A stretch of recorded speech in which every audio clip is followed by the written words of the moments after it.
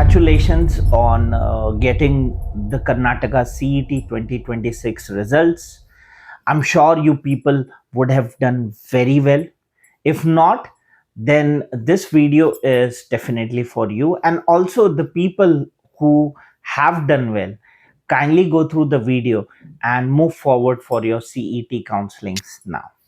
Well, there are a lot of mistakes people do while doing the choice filling. The most common mistake is not keeping maximum number of option entries while doing it.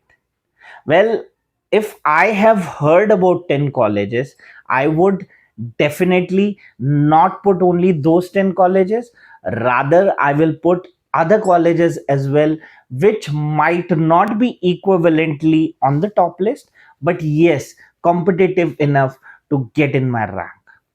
Second mistake is people do not choose branches wisely. Yes, that is the second most mistake I have seen over my career, that students are not doing the option entry on the basis of the branches. For example, if I want to study computer science, I should be opting for all the related subjects of computer science. I mean, we have AIML, we have data science, we have cyber security. In some colleges, we have AI and DS as well. So you should be opting for those options.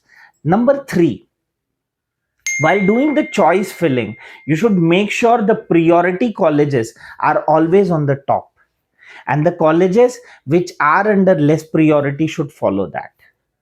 When you're doing the choice filling, make sure you have a copy of it and you are not deviating out of it. Number four, whatever conditions you have mentioned, whatever reservations you have mentioned, under which you think the allotment will happen, before entering, you kindly go through last year's how were the cutoff. Let us say somebody has got into Hyderabad, Karnataka earlier than SC or ST or sports reservation or NCC reservation or Kannada medium reservation somewhere.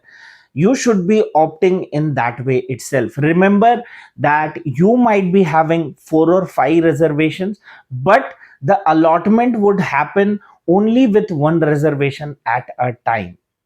You should also remember that any forgery in the documents would take you to a long legal battle, and also can cost you a year and a precious CET seat. When you take admissions, you cannot withdraw the seat after accepting it. You need to follow the counseling.